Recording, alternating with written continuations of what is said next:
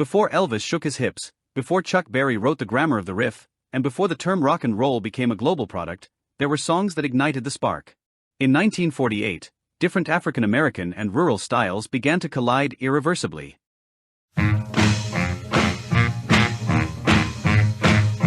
Rhythm and blues, boogie-woogie, jump blues, and country were mutating in front of the microphones. These songs are not just precedents, they Well, baby, I can't never be satisfied. are the primitive DNA of rock. Here we are not talking about massive success,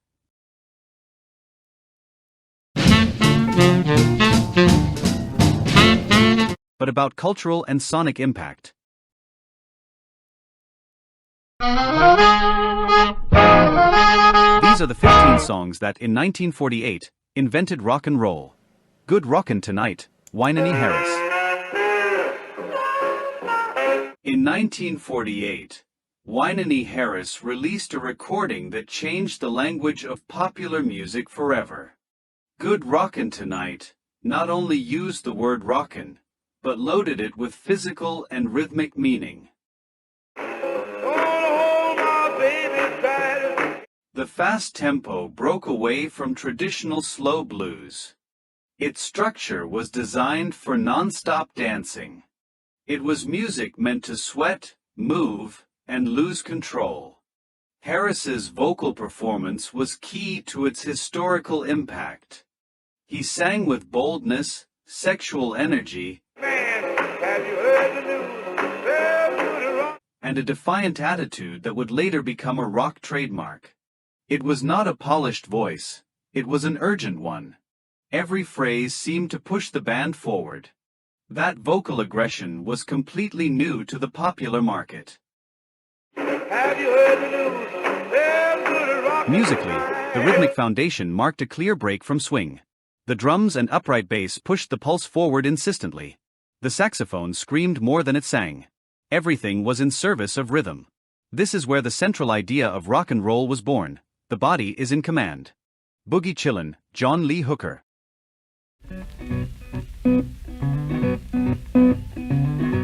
John Lee Hooker recorded Boogie Chillin' as a hypnotic mantra that defied the production rules of the time. There were no unnecessary embellishments or elegant arrangements. It was a raw electric guitar repeating an obsessive riff. The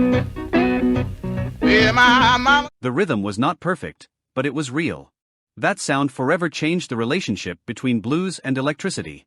The song introduced a new form of groove that did not depend on a full band. Hooker built tension using only his guitar and his voice. Boogie stopped being cheerful and became dark. Every note seemed to drag itself along the ground. That primitive feeling would be essential for later blues rock. Boogie Chillin' was also revolutionary because of its attitude. It did not try to please the average listener. It was music made from the street, without filters. It directly influenced generations of electric guitarists. Without this track, rock would never have had the raw, repetitive pulse that defines it. Chicken Shack Boogie, Amos Milburn.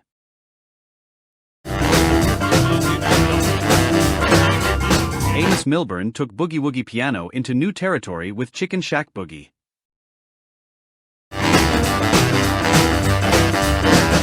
The song exploded with energy from the very first bar. It was impossible to sit still while listening to it.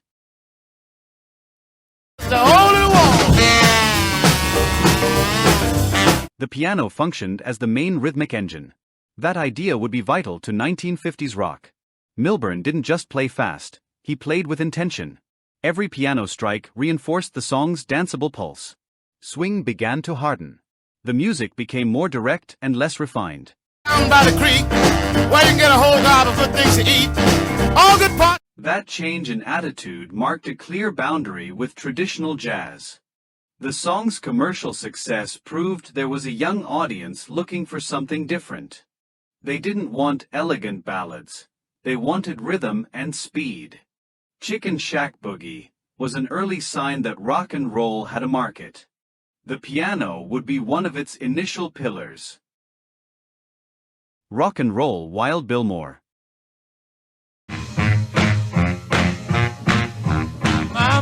Simply titling a song Rock and Roll in 1948 was already a revolutionary act.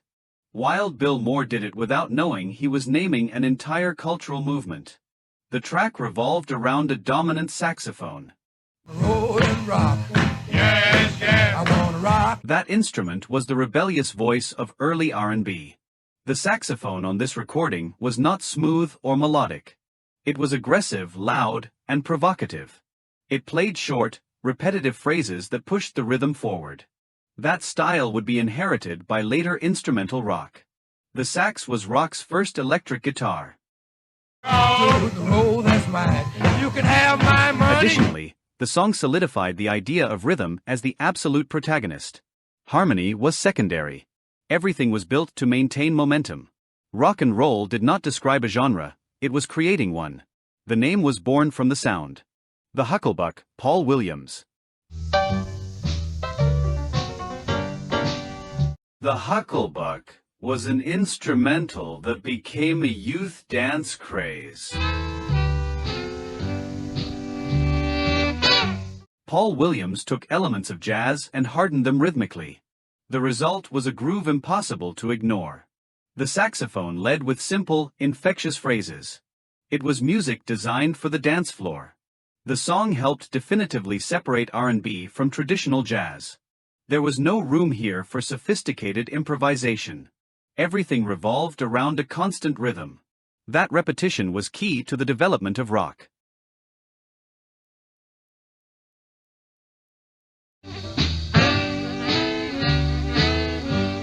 Once again, the body became the center of the musical experience. The song's cultural impact was enormous. It generated dances, fashions, and concern among conservative adults. That social reaction is an essential part of rock and roll.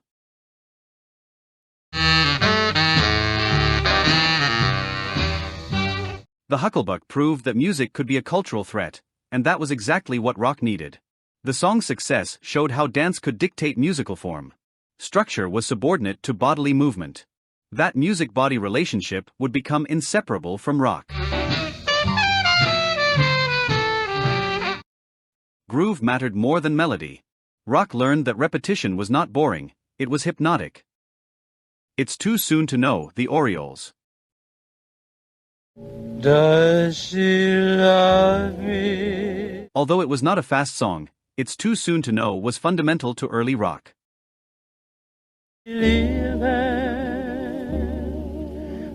The Orioles laid the groundwork for vocal doo-wop. Group harmonies took center stage. Emotion became the core of the song. The vocal performance was intimate and direct. There was no orchestra, only intertwined voices. That format would influence countless vocal rock groups in the 1950s. Youthful romanticism entered the map. Rock did not only shout, it also sighed. This song proved that rock and roll could be emotional without losing its identity. It opened the door to rock ballads. Without songs like this, the genre would have been only rhythm. Here, its heart was born. Let her tell me so. The song also redefined masculinity in early rock. Emotional vulnerability became acceptable. Though I'll cry when she's... The singer no longer had to be dominant or aggressive. He could be sensitive. That balance expanded the genre's reach. Rock learned to connect through direct emotion, not only through force. Hop, Skip and Jump, Roy Milton.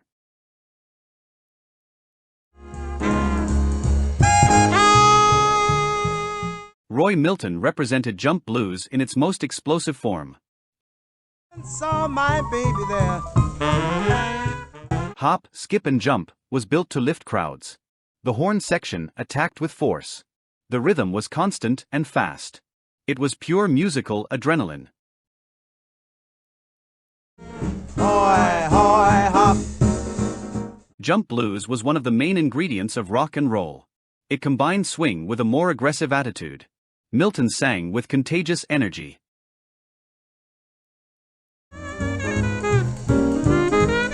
My baby's Every bar pushed relentlessly into the next. This song helped transform club music into youth music. It was less sophisticated and more direct. That simplification was key to rock. Fewer rules, more impact. This track helped accelerate the transition from adult music to youth music. Its structural simplicity made it easy to imitate. Small bands could replicate that sound. That accessibility was crucial for the expansion of rock. Extreme virtuosity was not required, only rhythm, attitude, and constant energy. Mardi Gras Boogie, Joe Turner. Big Joe Turner was a vocal force of nature. In Mardi Gras Boogie, he showed how to sing with power and authority.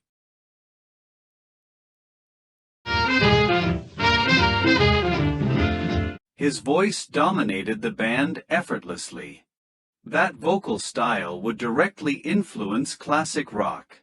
Turner came from the blues, but he understood the power of rhythm.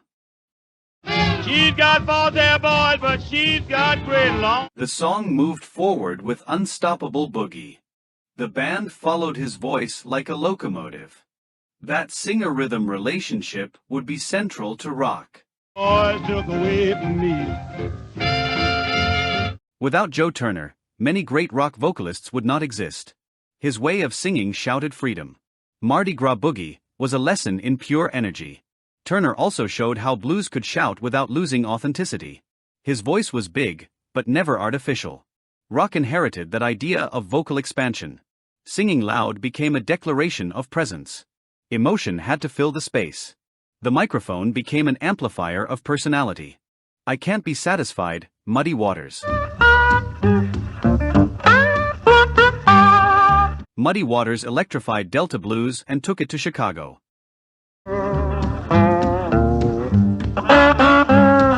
I Can't Be Satisfied is an early example of that transformation. The electric guitar added tension and volume. Blues became more aggressive. This electrification changed everything. The sound was no longer intimate, it was urban. Going back down south. The guitar began to compete with the voice. That sonic conflict is essential to rock. Muddy Waters laid the foundations of blues rock. Well, babe, I just can't be satisfied. Without his electric approach, rock would never have had that rawness. This is where the genre's emotional distortion began. The song's internal conflict was reflected in the electric sound. The tension was not resolved, it was amplified. That permanent discomfort would be central to rock. Music stopped offering comfort. It began to express frustration. Rock was also born as sonic nonconformity. Tennessee Waltz, Pee Wee King.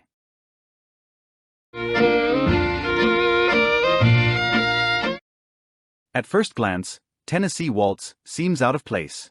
But its importance is enormous. It represents the hillbilly and countryside that would merge with R&B. That mixture gave birth to rockabilly. The simple, emotional melody connected with rural audiences. The accessible rhythm facilitated fusion with other styles. Rock needed that white root to expand culturally. Without songs like this, Elvis would not have existed. Rock was born from the clash of worlds. Tennessee Waltz is a key piece of that puzzle. The song showed that tradition could dialogue with the new. Not everything in rock was violent rupture. There was also emotional continuity. That combination allowed the genre to cross social boundaries. Rock became a cultural meeting point, a hybrid and flexible language. Blues for Raw Emotion, John Lee Hooker. In this track, Hooker placed the electric guitar at the emotional center. It was not just accompaniment, it was the protagonist. Every riff conveyed tension and desire. The guitar spoke. The rhythm was loose, almost primitive. That gave it a dangerous feeling. Rock inherited that rhythmic freedom. Not everything had to be perfect. This song cemented the guitar as the symbol of rock. Without this approach, the genre would not have its main weapon. Well, my mama didn't lie me. Here, the guitar did not follow strict harmonic rules. It followed the performer's internal pulse. I didn't care what she didn't love. That sonic subjectivity would be key to later experimental rock. Emotion dictated form. Rock inherited that expressive priority. Feel first, organize later. Long Gone, Sonny Thompson. Long Gone was the biggest hit on race music charts in 1948. Its tenor saxophone dominated the recording. It was a strong, direct, and danceable sound. The track showed that instrumentals could top the charts.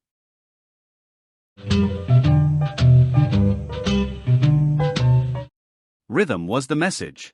That idea would be fundamental for instrumental rock.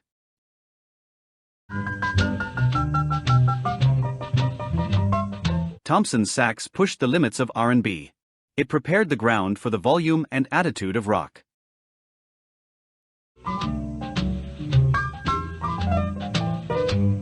The track confirmed that volume was an aesthetic tool. The sax didn't just accompany, it imposed presence.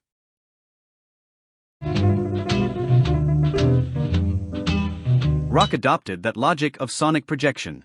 Being heard was just as important as what was played. Sound had to occupy physical space. Noise became identity. Robbie-Dobby Boogie, Brownie McGee.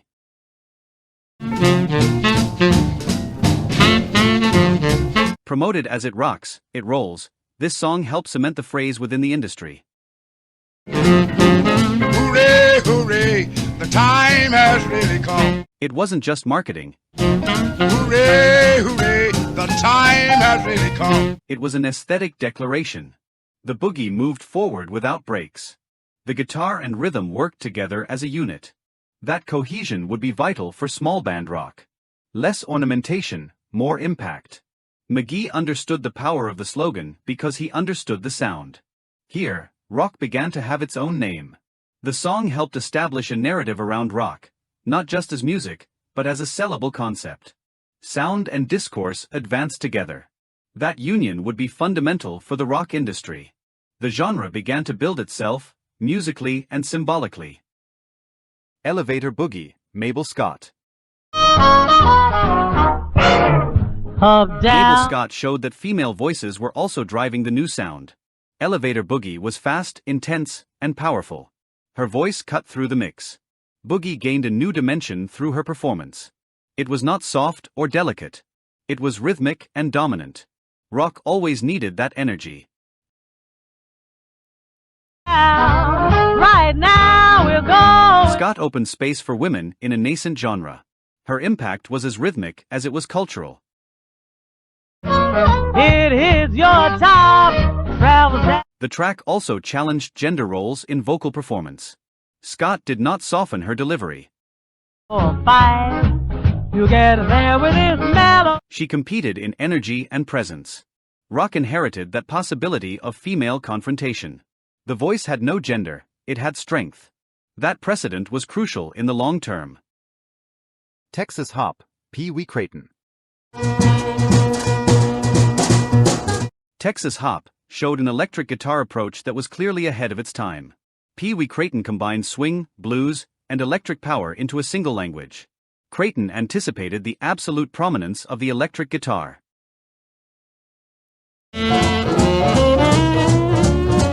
His lines were clear, rhythmic, and melodically intentional. He didn't play to accompany, he played to lead.